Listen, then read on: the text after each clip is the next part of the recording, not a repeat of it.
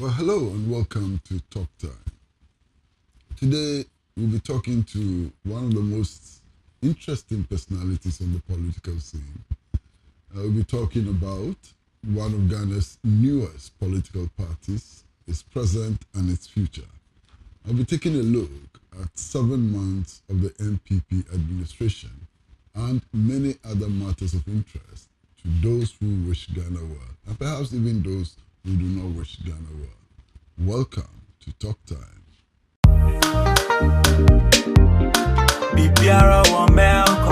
Life is really simple when you purchase from MelcomOnline.com. Under my supervision, even my young boy can make orders from Melcom Online. With Melcom Online, you can order televisions, IT, mobiles, audio and musical equipment, power solutions, kitchenware, furniture, and many other items. Make secure payments with a credit card or debit card, any mobile money wallet, or simply pay cash on delivery. Choose the convenience of ordering anytime and anywhere with a valid ID for pickup from the nearest Melcom branch, or have orders delivered to any address within Accra. Thank goodness for maturity. Melcom Online. Shop simple, shop secure. No fear, no yeah, Melcom. Hello, welcome back to Talk Time. And as I indicated, we're going to have a very interesting discussion today with a very, very interesting personality. We're going to be talking about Ghana, its present and future. And we're going to be discussing the political parties law and indeed one of Ghana's newest political parties. And it is our privilege to have in the studios of Pan-African Television Dr. Hassan Ayariga, presidential candidate of the APC, and indeed a very interesting citizen of Ghana. So you're welcome to the studio. Thank you. Yes, sir. How are you, sir? Fine, sir. Good. What have you been doing outside politics? What do you do outside politics? First of all, let me use this opportunity to congratulate you and your team for putting up a very wonderful station here, and of course a beautiful one. Congratulations. Thank you, sir. Thank you. I wish you well with your team. Thank you, sir. Yeah. I'm a very simple person. I'm a family man. When I'm not doing politics, I'm either doing business or spending time with the family. And because of where I come from, we have an extended family. And sometimes when you are less busy, you have them come to your house to come and sit with you, you chat, you visit them. Because as politicians, it's not every time we get the opportunity to interact with our family when it's the season. But when it's off season, then we spend time with our children, our extended family, and that's what I do in businesses. I actually don't have friends. My friend is my wife and my playmates, my kids. I spend time with them, showing them life in different ways, from one aspect to another. Because as a family man, if you cannot train your kids to be better than you, then you have failed as a father. So I take time to give them the necessary training and support so that in the future they'll excel and be better than us as parents. So I spend a lot of time with the family beside politics and business. What is the size of your family? We're a family of 5 children, Wow. 3 girls, 2 boys, and a very interesting boys. The last one is called King. He's very, very interesting. He asks a lot of questions. So sometimes you get him to sit beside you and be asking you questions that if you don't read so well, you won't be able to answer. And their mother too is a very interesting lady. When they come from school, even though they have a French teacher who take them through some classes, but the mother spend time with them, giving them tutorials after classes. So when they come to school, she spend time teaching them, looking into their books, and then help them in their homework and other things. And because they are 5, you can imagine. So sometimes I have to, it's a full-time job. It's a full-time job. Then I have to help. Maybe I take the 2 girls, she takes the 2 boys. At times she takes the 2 girls, boys, and I take the 2 girls. So we spend time together. We have dinner, lunch, and then we move on. But sir, how's business? Oh, business. And first of all, what is your business? I do a lot of business. I have haulage company. I have a real estate company that we built. We have the concrete and blocks that is situated at East Legon, Jingano. We build flats and apartments and buildings for locals and then our international people who cannot afford to buy direct, who can pay installment, or those who don't get the right people to take care of their properties. When they are away, they want to put up a property, they don't know where a family who take care. Many have lost a lot of resources through family building, work on their behalf. So that's what we do. And then beside that too, a lot of investments, and then the export and export between Germany, Ghana, and Dubai. That's a lot of business. Yes. I do have a lot. So how do you have time for all of these things, the family, and then some more time for politics? I structured in the way that even as I speak to you now, money flows into my accounts. Yes, as we speak, every second, money goes Something is getting into the account. So that I don't have to be seen all the time, and I don't have to be everywhere at all times, so that I can have time for the family. At the end of the day, the most important thing is the family.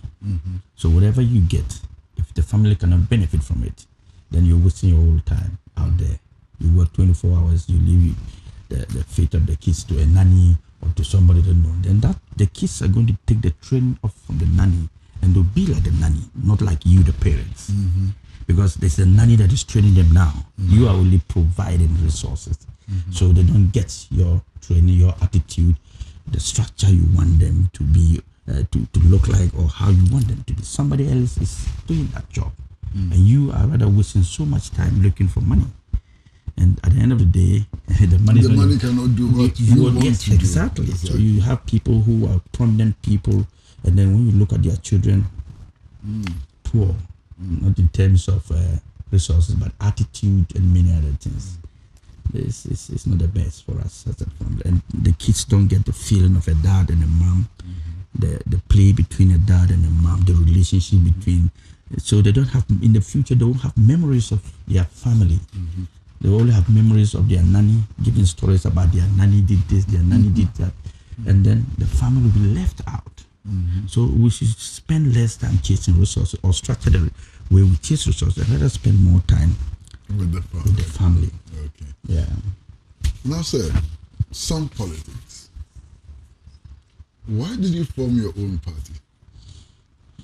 You know, that's an interesting question that the people never asked. You know, you remember in 2012, you and I had an encounter in my office about the PNC and its future. And I told you that I was interested in building a party that can either win an election or share power, gradually win an elections. Because if you look at the dominant parties, NDs and NPP, it becomes so difficult, unless you want to lie to yourself, to penetrate through at once and take over from them. It's a gradual process. You have to run it in a way that people must have hope in you, trust in you, confidence in you, and credibility. So you need to build that. And by so doing, it won't take you one day to win an elections, but it take one day for people to get to know you and believe in you and trust you. So gradually, you can build it to that stage where you can share power.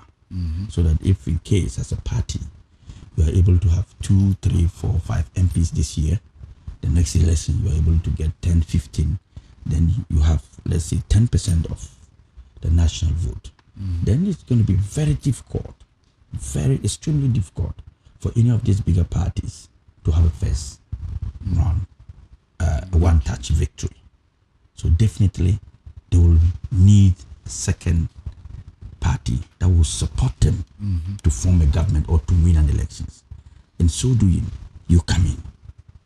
But the point here is that both parties cannot play the same role and come together. So it's either they are always on two different parallel lines, A, B. So there is no way these two parties can ever merge. So we, the smaller ones or the other political, have the opportunity to form government with any of them, irrespective of where they stand. But when we look at their policies and we look at their manifestos and we look into it, we can see how we can structure in and help build this country without dividing the front of our nation. So this was my idea for the PNC, so that we could actually revamp the party, invest in the party, so that the party can be seen as a very serious political party that can actually be the third force. But you talk to the PNC and you talk to the CPP and you said it's a good idea if the two parties can come together for us to form the Nkrumah's front, and then we can move as a big front rather than some division and then everybody trying to be a giant in his own place. So talks. You are aware, it's a lot of talks, a lot of consultations, but at the end of the day, you realize that people were more on peripheral interest than a collective interest of coming together to form a third force. Even the NDs and the NPP, if they want to look at their own interests, they will not have a party like NDC. It will not be as strong as it is, or the NPP as strong as it is.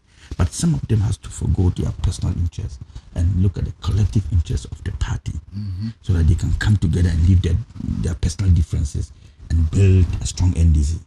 There are also divisions in them. They have serious issues among them, both NDs and NPP. But they want to forget that one and look at the collective interests of the party. So this is what I was looking for, to bring between the NP, CPP, PNC, and many. So I talked with Samia, I talked with, my good professor. Yes, but you see that everybody has a different stand altogether. The talks, Samia was actually pushing a bit, but how many of them would like to say, look, instead of being a presidential candidate, be a chairman? Instead of being a vice presidential candidate, be a general secretary? We have to let some of these things happen by not looking at our personal interests and looking at the goal. A whole lot went on. Didn't work. It just didn't work. People thought that you were coming to take over the party and do what you want. And it's very difficult in the PNC because people are not interested in investing in the party. Rather, people were interested in taking. If you don't put in, how do you take? Before you can take something, you need to invest in it. It's like business. You cannot make profit when you don't invest. You cannot sustain a business when you don't have working capital to support the business as it goes on. You can have capital, but that's not the end of the business. The business needs working capital. For instance, you put up this studio here. In the first 1, 2, 3 months, you don't expect to make any income, but you'll be paying all those workers, paying electricity bills, having to send your crew to other places. These ones involve a lot of money besides the setup. Somebody might be just thinking it's the setup that is everything. No, the running cost. You have to run it. Yes, it involves cost. But sorry, members of the PNC thought that no. Let's take. So as I was building, putting posters, billboards, buying t-shirts and other, people thought that somebody somewhere has given me that money. Because they cannot understand why will a young man like Hassan Ayariga take his resources and invest in a party like PNC. But no woman is ugly. All depends on how you take care of her. Even an ugly lady, when you take care and polish her well, somebody will see beauty in her. But when you have a beautiful woman, she doesn't even bath and take care of herself, the beauty will go, it will shine out. So I tried in the first 6-7 months. I had agitations everywhere, but I tried my best. brought the party to a certain level, made sure the party was visible, put over 150 billboards across Ghana, bought pickups, branded them, T-shirts, posters on my own. And that is why when I formed the APC, the PAC could not make use of the billboards any longer, because it was not done by the party or put by the party. I used my personal resources to put it. So as I moved from the PNC to the APC, they could not make use of those billboards, so I had to change my poster from PNC to APC, and they were looking. So I moved out of it because when we went to WA for the elections, even though we didn't form a quorum, they brought people from the secondary school to come and represent some members who were not there. I didn't even say anything. We had 4 boxes. 4 boxes. Northern, Southern, East and West. So we had Northern region and BA in one box. We had Upper East, Upper West, and Ashanti, and Eastern region in one box. We have Volta, Ashanti in one box, and then we have Greater Accra, Central in one box. So I won the first box, second box, third box, and we were left with Northern region, Upper West, and BA. So the EC said that, look, we've won the elections, but if we count your box first, the whole place will start jubilating and will not get the opportunity to count the boxes of the chair, the chairman, the other one. So let's keep your box aside and then finish counting the others so that we can come to your box. So I said, okay, no problem. So the police came to give me security and surrounded because the boys were all jubilating. Then suddenly they pushed the box there and we all watched it, not knowing that that was not the box of the presidential candidate. It was rather the box of the chairman. Wow. Yes. The one that they said it was for the presidential candidate was not for the president. They rather put that one of the chairman. So we're sitting now watching our box thinking that was ours, but we were rather taking care of the box of the chairman. Wow. So later they called and said, oh, they made a mistake. And what was the mistake? They've counted that of the presidential candidate and thinking it was the chairman. But the votes have lost the box. Have lost the election. I said, really? You are sure? They said, yes. I said, okay, what is the total there? They said I got 110 there. Edward Mama got 200 and... I got 210. Edward Mama got rather 360. Totaling 460. But when you look at the voter register that voted at that particular board, there were 310. So where from the extra 100? Where from the extra 100? So I asked them, are you sure of what you said? I said, okay, keep the records. Count the box that in front of us. You said that one is not for us, but we want it to be counted. When they counted, the total voter there was 310. So how come this was 460? The same people queue to vote for the parliamentary candidate. The same people queue to vote. To vote for the chairman. The same people queue to vote for the presidential candidate. So how come the presidential candidate votes was more than that of the chairman? Then they said no, that's it. So I said, okay, go and bring me all the votes for the presidential boxes from the other one. They said they wouldn't do that. I said, without that, we will not accept the vote. So they took the boxes, put it in a pickup, and then spread it. That was what happened. So this is what led to the formation of the All People's Congress. Part of it. What is the other part? The other part is the inefficiency of members of the PNC being in the party, rather looking at their personal interest rather than the party's interest, and people not investing in the party rather wanting to take from the party. So there are several of it. Have you been able to solve the problems which pushed you out of the PNC into the APC? Have you been able to solve them? Do you have more dedicated members now? What is happening? I don't have that problem the same problem like I had in the PNC, in the APC. The APC, we only had one challenge since we formed the party. And that challenge had to do with when we were disqualified, and then we had to support one of the candidates. That was where we encountered some challenge. Because some members, when the party agreed to support a particular presidential candidate, then the then general secretary and the running mate betrayed the party and went and had relationships with the current government to support them. So they had a press conference on a Sunday, a day of a holiday. Sunday is a holiday, of course, and then endorsed a day before the party's endorsement. So the party was supposed to endorse a candidate on Monday, and they actually, a Sunday before the Monday, rushed and went to, I'm told it was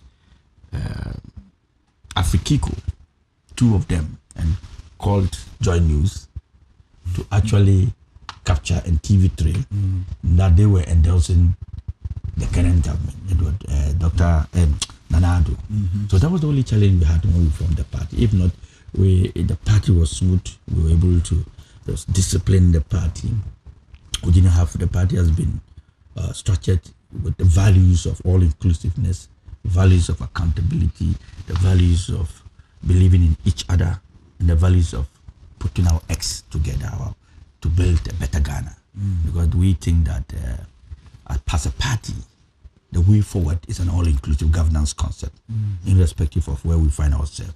So that when one leader wins an election, or when one party wins an election, then you make good use of the other politicians, so-called, perceived, or those who are in the other political party. Because we believe that a unity will stand tall, and that when we are together, we are stronger. And then when we divide our front, we lose the strength.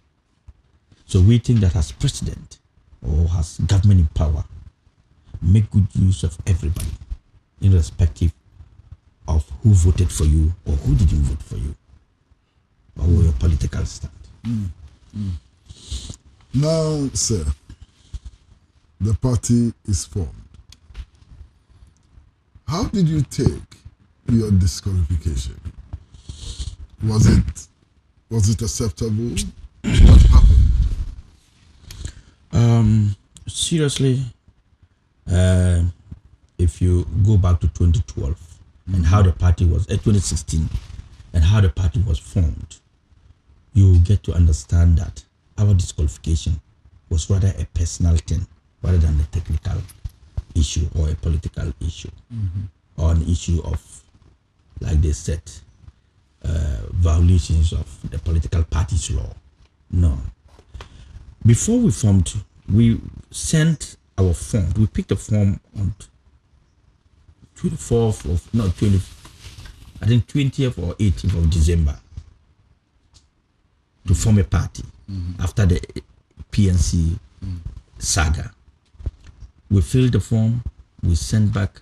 Then on the 11th of January, no, February actually, we were asked to submit 2/3 of political offices in Ghana.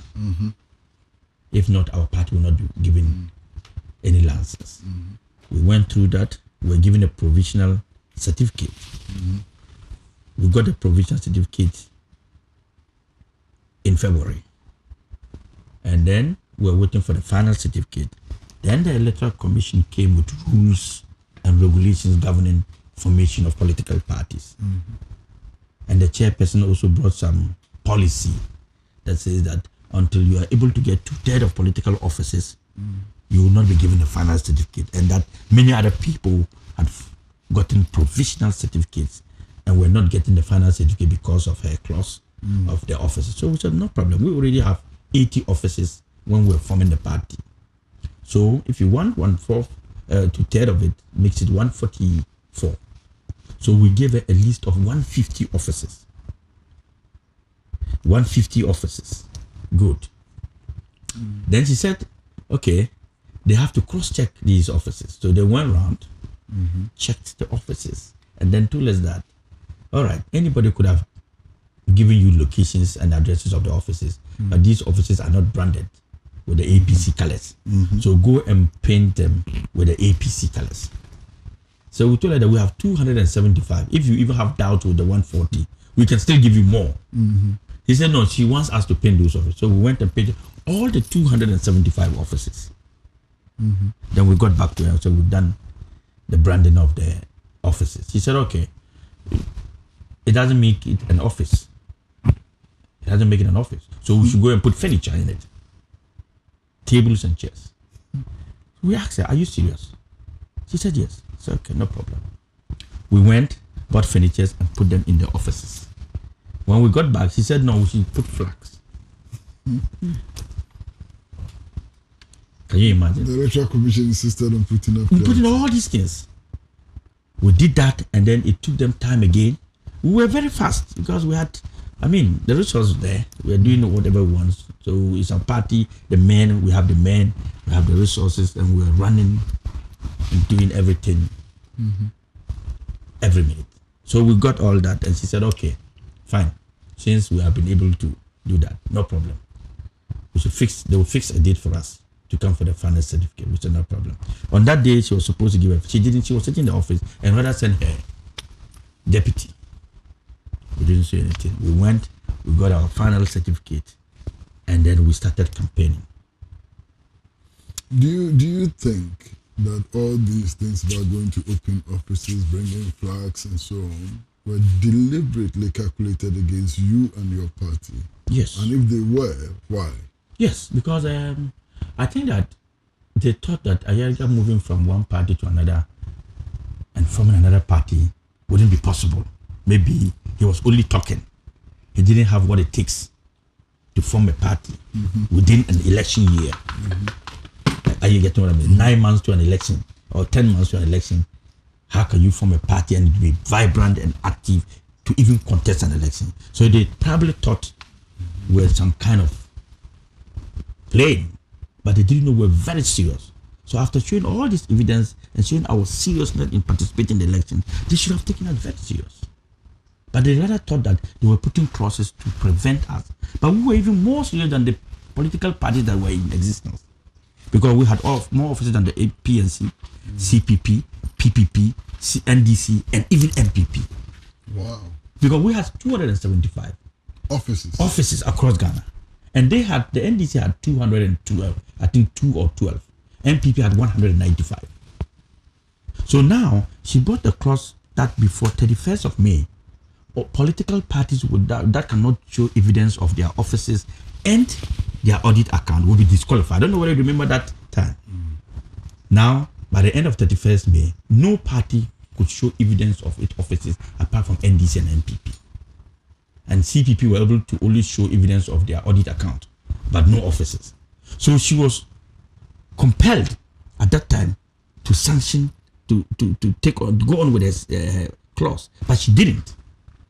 Because that would have been the way to, first of all, make sure that policies you put in place were activated and properly executed. You didn't do that. But because you realized that many parties did not comply, you decided to back off with that clause. Why back off when you forced us? So even I came out and said, look, madam, implement that policy. Because you made us go through that. And you have denied many political parties the opportunity to get a final certificate because of the same clause. Why will you be treating others unfairly? Okay, sir, we're going to go for a short break. And when we come back, we will continue. Well, viewers, we're talking to Dr. Hassan Ayariga, the leader of the All People's Congress. And we're talking to him about many things, the state of his own political party. We will soon be getting into how he sees Ghana and, what happened to his votes when he did not contest the elections. Short break.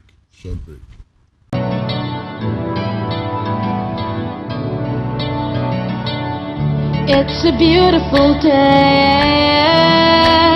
I'm gonna make most of it. It's a beautiful day. a day to share with you. You make my world go round. Yeah, yeah, yeah. It's really got me saying, nice girl brings home happiness, brings home happiness. Experience the wide range of top quality and affordable electronics, phones, tablets, home and office appliances from NASCO. NASCO, bring home happiness.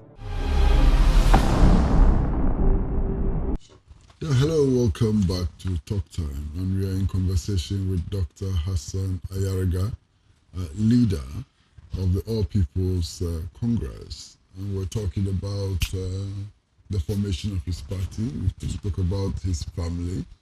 We spoke about why he was disqualified, and he felt very strongly that he was disqualified out of malice. Now, sir, you did not contest the elections. You were not allowed to contest the elections.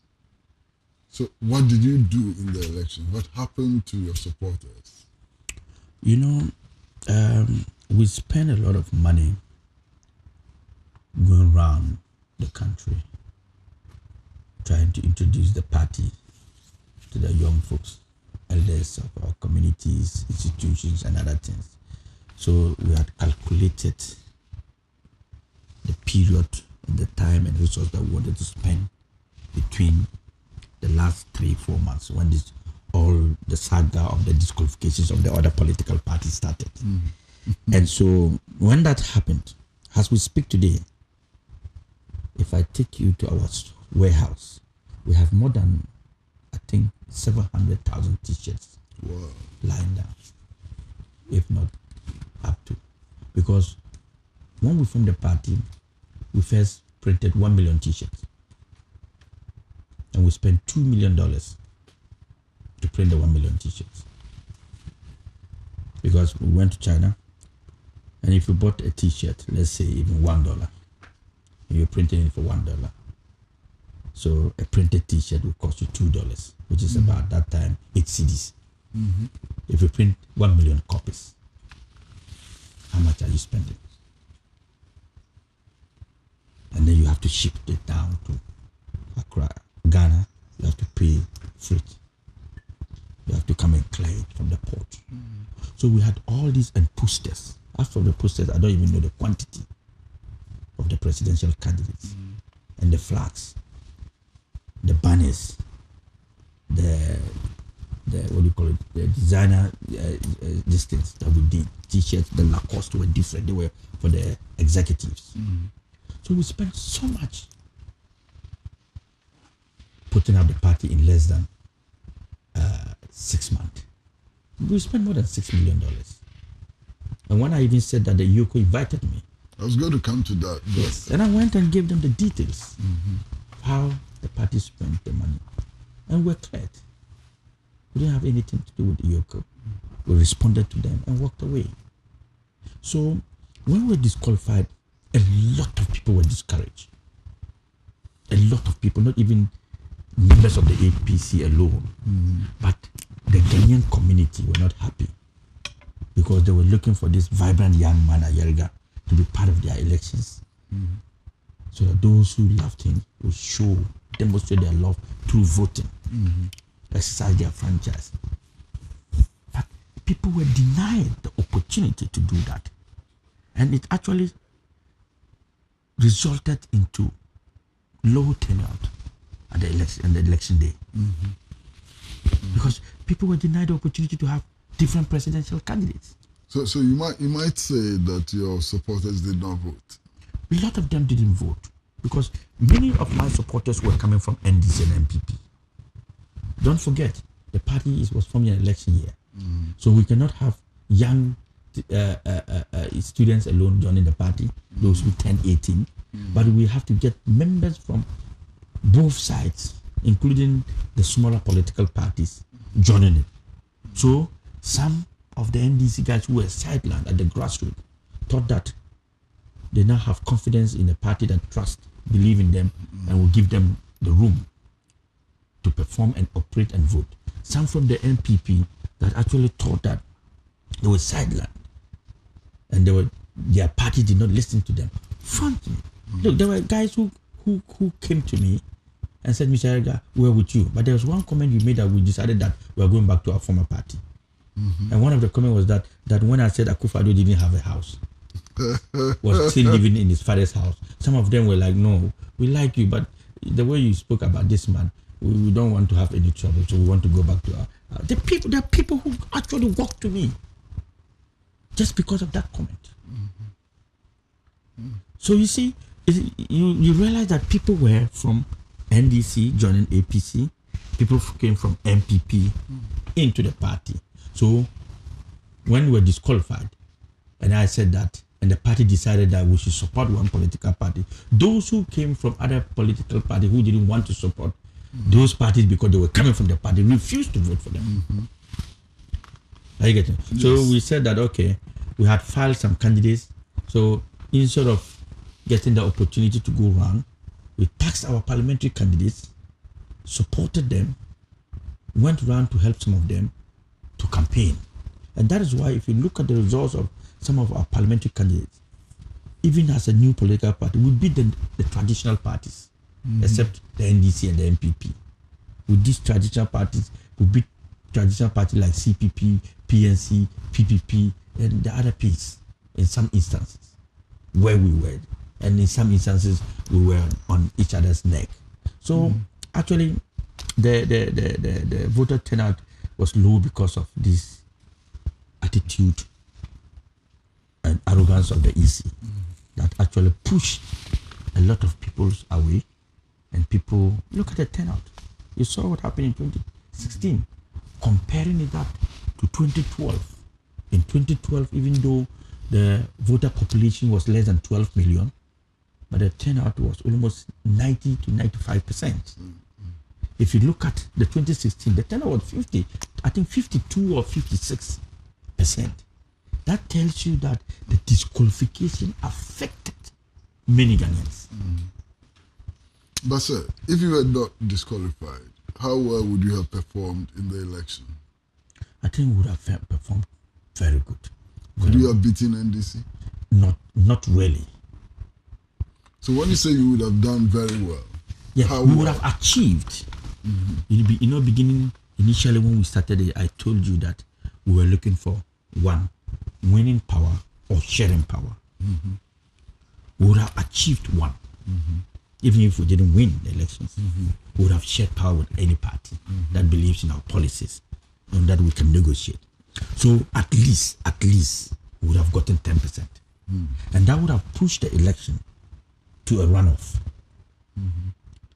Because the NDC wouldn't have gotten there. Like NDC lost over 1 million voters. What happened to that 1 million voters? It did not translate into vote for the NPP. No. Yeah, that's true. It did not translate into vote for the NPP. So that means that the Ayariga's 1 billion was still intact. The 10% who came out from the NDC and wanted to join the APC really refused to vote for the NDC and the NPP. But why do you believe that 1 million is your vote? Because we went around and formed in each polling station 20 membership, executive member in each polling station. And we use members, like I said. I still insist that we use members of NDC and MPP for that positions, executive positions. So if you calculate 29,000 by 20, you'll be getting somewhere around 800 and something votes. That's just something thousand votes. That's just the leadership of the party, which were supposed to vote for the presidential candidate, even though they had their choice of parliamentary. But for the presidential, this was what we did. And we did not also file in all the parliamentary candidates. So we couldn't have an opportunity where all the parliamentary candidates would have gotten the 2020 from the police stations to endorse them. So that was the structure that we put in place. That was solid, that no political party thought of. But we thought that is the beginning of our hard work and our victory. First, get leadership at the grassroots, police station. So if you have 20 membership each in the police station, and what we did was that if you were occupying a police station position, your wife, your child, parents, you cannot be the husband and occupy a position and the wife to equally occupy a position. So one of you from the family must occupy one position and the other one becomes an ordinary member. So that we could get family also to be part of the party's votes, to vote for the party. So if your father was a chairman of the police station, your wife cannot be a secretary or any other. She cannot hold any position. So that we capture your whole family rather than making it a family political party. No. So seriously, contested these elections, Ghanaians would have seen it different. It would have been very, very interesting. What does your party? We worked more in the APC than in the PNC. Now, what does your party offer, which other parties don't offer? We are a liberal socialist party. We believe in capitalism at the same time socialism. And in all these political parties that we have in this country, it's either they believe in capitalism or they believe in socialism. But we are the hybrid of the two. We give people the opportunity from wherever you are coming from. If you are coming from the NDC, you fit into our party. If you are coming from the NPP, you equally fit into our party. And we portray the image and the policy of an all-inclusive governance concept, which other political parties do not have. Our motto of the APC is all-inclusive governance concept. That's the motto. So clearly, the motto demonstrates to anybody coming to the party that we stand for an all-inclusiveness rather than a partisan way of political capitalism and socialism. We are a hybrid of both, which no political party in this country is practicing. Is there a blueprint, an ideology of any of the parties that you so vehemently disagree with? I think they all have, if you believe in both, then there are some aspect of it that you don't actually believe in. And that is why we have both. We don't say we want to abolish capitalism completely or socialism completely. There is some aspect of the capitalism that we believe in and other aspect of the socialism that we also believe in. That is why we are hybrid of the two. But it's not all. So, for example, what do you believe in capitalism? A lot. In terms of believing that at a point in time, we also have to take the destiny of our people into our own hands, ourselves. We have to make sure that our country is able to be independent of things. Not every time that government must do ABC for us. We are the government. And as a matter of fact, we have to contribute in building the government. We don't always sit down for government to do everything for us. We are stakeholders of government. This world is not run by government, it's run by corporations. The world we live in today is not run by governments, it's run by corporations. So we believe in it. So what in socialism would you then emphasize as your own? Yes, we believe also that the vulnerable, the poor ones, those who are not having the opportunity to national cake, and they are in deprived communities and are not well educated, we think that they should be given equal opportunities and equal stand. Even though they are less privileged people, the only thing government can do is to give them that share of the national cake by giving them equal opportunities to get the best out of them. Their children, their adults, their communities, to build their communities for them and help them grow. At a point when they go to certain stages, just like a father, you have to train your child to a certain level where the child will be independent of himself and take over from there. But when you can't give him that support and you think that he should be on his own, then you're losing the values of families and life. How do you see the APC going forward? Is the APC preparing to contest the 2020 elections? I think we're the first party that have already started campaign. Oh, wow. I just came from the northern region. When you called, I was coming back. And then I just came from the northern region. The day after the flood. I left before the flood happened. We went to Upper East. We met with the executives. We're going around. So we're having a nationwide tour in September. This coming September, we're going to tour the 10 regions of this country, the institutions, the communities, elders and chiefs, and tell them that we have all seen where we are now. Where we are find ourselves, we have given opportunity to the two giant political parties that practice capitalism and socialism. It's high time now we bring them together. If you divide your front and it's not working for you, what you need to do is to now unite the front, because you've seen that division has not helped in any way. So if you practice A, it didn't work, practice B, it didn't work. Now you have to practice A and B. Together. Yeah. This is what we're giving to the masses and Ghanaians to believe that it is now time and see how we can move forward. In the first election that you contested as presidential candidate of the PNC, some efforts were made to paint you as an NDC surrogate. Was that justified? I think that yes, some people thought that I was helping the NDC in one way or the other. And I always tell them that, look, it is because you don't know my philosophy and what I believe in. The NDC and the PNC were socialist political parties that have almost the same ideology. Okay.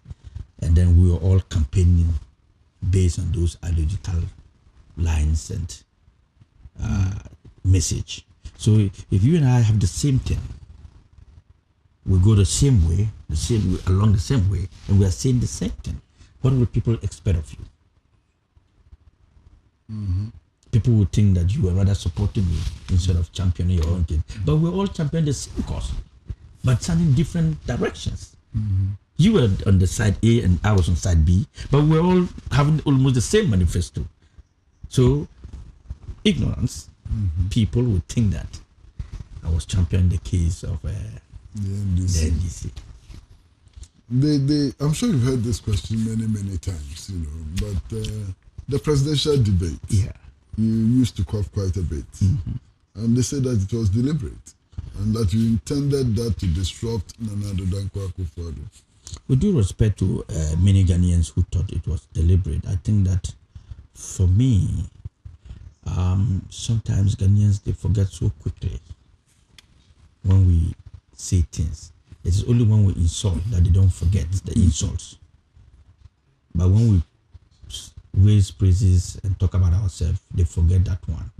You remember that period, 2 weeks to the elections, 2 days to the debate. I made it clear to Ghanaians that I was not well, and that I had cold, and that I had campaigned in the 3 northern regions and came out of the rooftop of the car and inhaled a lot of dust. Okay, so it blocked my lungs and I couldn't breathe so well, and I was coughing. And I said I was not going to attend the debate because I was not well, if you remember. And then many people even said that he was running away from the debate. He didn't want to be part of the debate, and so many allegations and counter allegations. So many people pleaded that, look, just go, whatever it is, go. If you demonstrate it, people will see that really you are not well. Now I go into that debate, and then my ill health that I spoke about, clearly everybody realized it. Right? Today, as we speak now, there is no cup of tea here. On that day, there was a cup of tea and a flask in front of me. It was ginger tea, ginger and garlic. If you view try and go back and view the debate, you will see that there was a flask of tea that every moment my wife sitting in the audience will send tea. It was not hot water or it was not cold water. It was hot water made of ginger. So I'll be sipping to get it go down. Why will I pretend all this? or fake all this just to come and cough for somebody. I mean, are we serious as a nation? And then you tag me that I'm not serious. If I am not serious at age 40 and I've achieved all that I've achieved in life, then when I become serious, I'll buy the whole world to myself. You understand? Yes, sir. Since we've been talking, do I look like somebody who's not serious? Do I present myself like somebody who's a joker? Does my life reflect like the life of somebody who hasn't achieved in life? But you know, politics is such a dirty game that people will tag you with so many things they want to. So Nana was former President Mahama was the first on the lane, followed by my senior brother Nana, Honorable Abu Sakara, then myself, then Nanado. So when the president speaks, I'm not talking. If you sit down quietly and you're not talking, you don't force the system to let you cough. So when president finishes talking, it goes to my senior brother, Abu Sakara, then to me. Then I'm now forced to speak. The moment I finish talking, I've pushed myself so hard to speak. Yeah. The 3 minutes. Then the cough starts. Immediately I finish, Nanado will start. So that is when I begin to cough. Not deliberately, but if I don't talk, I will not be coughing anyhow. Exactly. Now, let's go back to Nanado himself. The day of its inauguration, we all saw. I was in Dubai then. I watched from there. Consistently, Nanado was coughing. Well, even at his recent press conference. Yes, the one you attended. He was coughing consistently.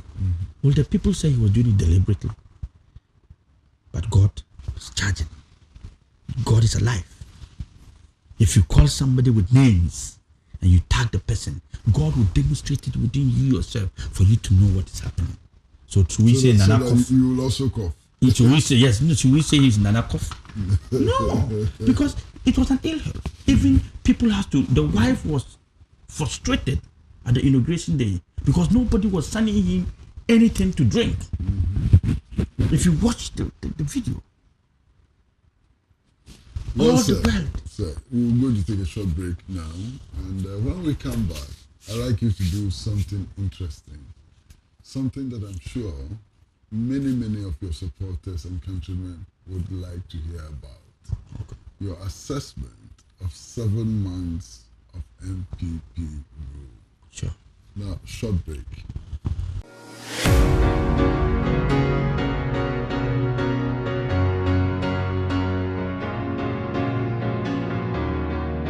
How much is this? 600. Wonderful. I think I'll take this one. But what's your size? 44. This is 43. I can tell you 44.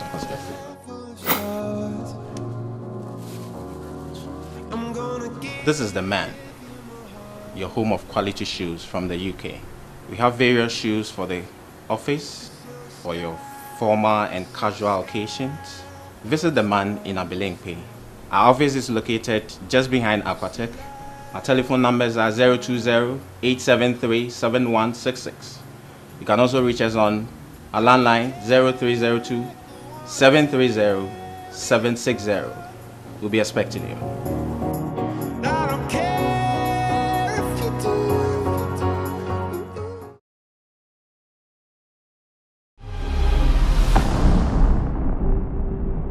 Well, welcome back to Talk Time, and we are privileged to be talking to Dr. Hassan Ayariga, leader of the All People's Congress. And we've spoken about many things already. We've spoken about his family, very interesting family of 5. And we've spoken about how the party was formed, its difficulties. We've even spoken about some of the allegations which were made against him. Now it's time for Dr. Hassan Ayariga to give us his expectations and what has been achieved in 7 months of NPP rule. Now, sir, what is your assessment of this government? I think that when the president made it clear that he was going to meet the media 6 months of his administration, I thought it was too early. I thought it was really too early for a sitting president to say it's in his first office that 6 months into his administration, he wants to encounter with the media. But I was glad that he was sincere in his speech when he said that this was not one of the nation's State of the Nation address, neither was it to come and outline his achievement in the past 6 months, but this was to say where they are and the way forward. He was sincere. I cannot take that away from him. He made it clear to Ghanaians that it was not a State of the Nation address, neither was he coming to outline the achievement, because within 6 months, I don't think there was any achievement the president would have attained or the MPP government would have gotten by that within that period. But to be very honest, this was the first time Nana Addo, through his campaign message, his campaign period, till that day, the first time he spoke the truth. Which is, he was sincere that day. And I'll take you through that. Take me through that. Yes, he was telling Ghanaians the truth, but just that in a more diplomatic way. He spoke in parables. It would take someone who sits and listens, a good politician, to understand that he was speaking in parables and he was telling the truth of all that happened in the 2012, 8, and 16 elections. But many people were just looking for the words, but they did not listen to the speech.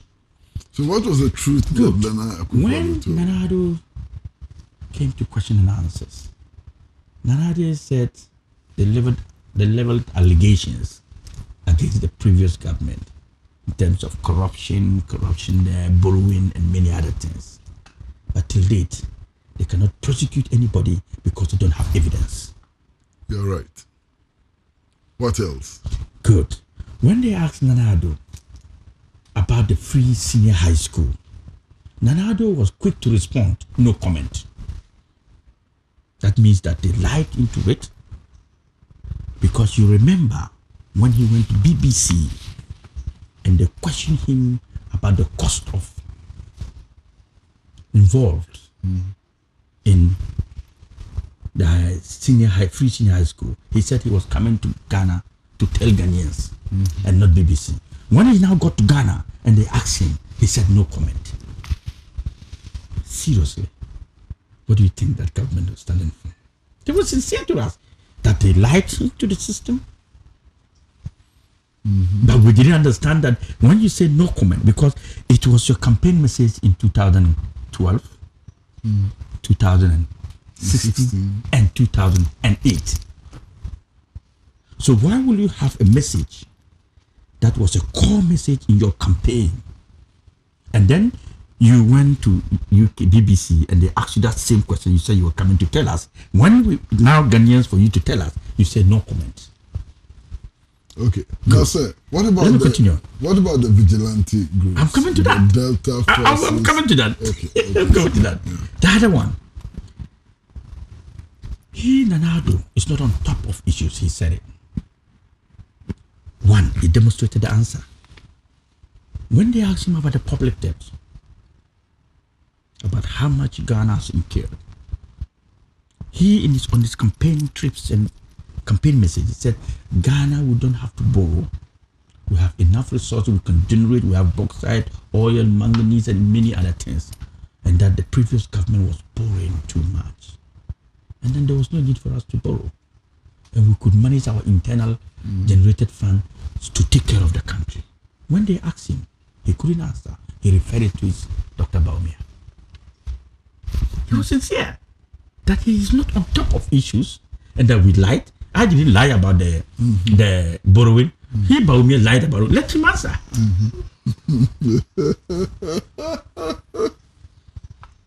That was your interpretation. Yes. He was sincere. Now, when we went to look at this funny question. You are a lawyer, and And when they asked him, you were there, I saw you. Yeah, I was there. Yes, there, when they asked him about the law issues in the school and other thing, he couldn't answer. He called the AG to come and answer. So what have you demonstrated to us? You have demonstrated that you are not on top of issues and that you are traveling too much. You don't know what is happening in this country. And that you people lied. Now you will not defend it because you have what you want. So let's the people who lied or who helped me to lie, defend it. When they asked him about the issue of Delta Force, that was where I started laughing. I said, Ayariga is great. When they asked him about the issue of Delta Force, and that Delta Force was giving him a bad name, and I asked myself, so were you not the same person who said all die be die? So if Delta Force now are giving you a bad name, what about your all die be die mantra? What was he giving you? A good name?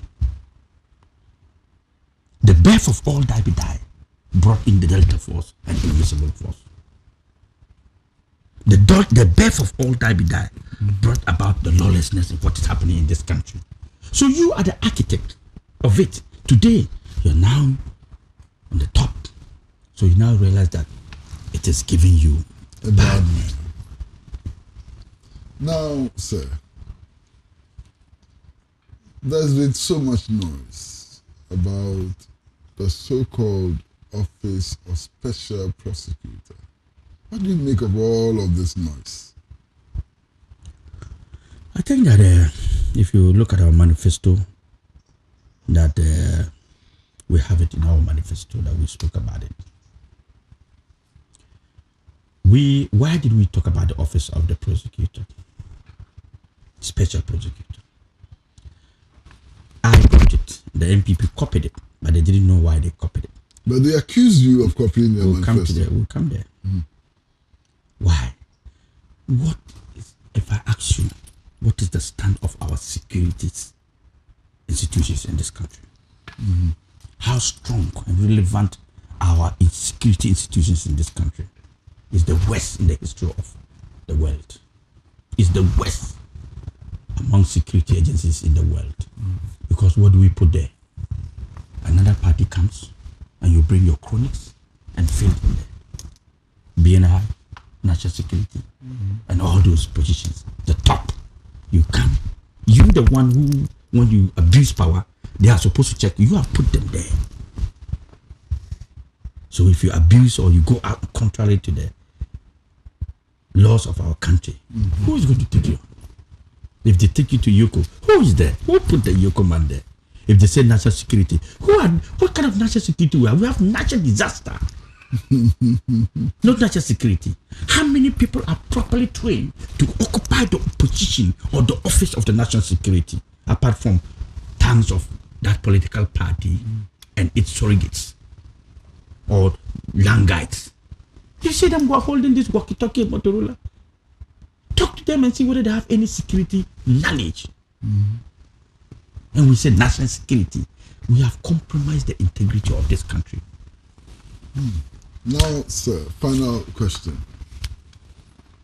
The Electoral Commission and the apparent confusion in the Electoral Commission.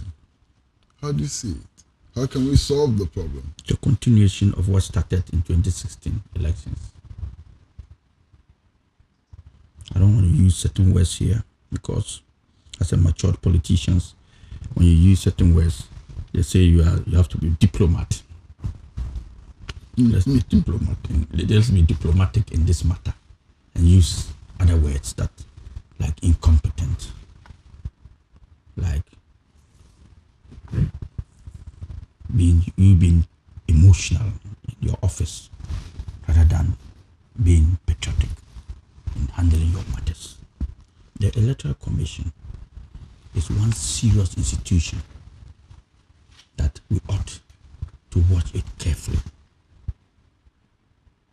especially the commissioners that are in there to manage it. If we are not careful and we think that we have to also politicize that position, then we are dead. It's just like the churches and the mosques. It's a last resort for us, when we can only find peace and amicable solutions, we resort to those places. But today, all of them have turned to politicians, compastors, and it's worrying. When all this hullabaloo of the disqualification came, I told you how we formed the APC. And I was sure that APC was not disqualified based on any technical knockout. I'm 100% sure. That nobody can take away from me. Because I know what I put in there and what we did as a party. To be disqualified, no way about that. And that it was an emotional and personal thing rather than a technical knockout. So I told them, if you don't correct the status quo, it's like a virus. When it affects some part, you don't stop it. It goes around. So what comes around goes around. So when all this hullabaloo, today I see my brothers in the NDC making press conferences and issuing statements to defend the electoral chair because the former president put her there. The former president can put her there, but you cannot determine her competence and her credibility. You don't have control over her competence and credibility and performance. You can put her there, but you cannot determine how good she is or will be. So the issue of NDC thinking that is witch hunting of the Electoral Commission. That when they first saw the petition, when we all read the petition from members of the commission, the first eyebrow the NDC raised was that it was coming from the MPP. And that it was the president and his people who want to deliberately remove the chair lady and bring in another person. And I said that. I made a statement and I told them, exercise patience, my brothers. We are all in this country. When the APC and other political parties were disqualified, I did not see or hear the NDC make any conference to say that what you were doing, you were discouraging multi-party participation and democracy. And for that matter, watch yourself, because we are supposed to be encouraging multi-party participation. But right now that she is being petitioned to the president and Iyoko, you are running to defend her left, right, center. So stop it. They didn't take it lightly, but I'm not worried. Like I said, I stand for APC and not NDC or MPP. If we have the same values or policies, that doesn't make me a member of your party. So 2 days later, I don't know whether you saw the response to the Iyoko by the same electoral chair. Yes. What were her responses? Further accusation. Further accusation. So now, is the NDC telling us that these accusations were coming from the MPP now? Or from the NDC? Or from the NDC? Or from the APC? It was coming from the same woman who said that those accusations were baseless. We should forget it. It was a plot to remove her. But if it was a plot to remove you, why do you also issue response with further allegations? You're a lawyer. You should use the law not for getting money, but to actually school yourself in matters of issues like this. Use the law to advise you. You don't learn things because you want to use it to make money, but you learn it because you want to also use it to better your life and as a life guide in your activities and your challenges in life. So if you cannot refer to the law you've read, how do you want me? Yes, sir. Thank you very much for coming to the studio. Thank you too. It's been a great pleasure having you in our studio. Thank you very much. Well, viewers, we've been talking to Dr. Hassan Ayariga, leader of the All People's Congress. You know him better perhaps than I do. A very articulate young man, very interesting. And he's told us a thing or two that we perhaps didn't know already. It's been a pleasure coming into your homes and sharing these ideas and views with you. On Pan-African television, we show you the best documentaries on our history, the African history, the anti-colonial struggles. We show you good documentaries on health, on many other interesting subjects, and we bring you the most interesting personalities. So please, remember to keep your dial on Pan-African television until we meet again next week. It's goodbye from Director Joseph Yevu, Floor Manager Mercy Inkum, from everybody at Pan-African Television, cameramen, makeup artists, everybody. We hope to see you again very, very soon. Bye-bye.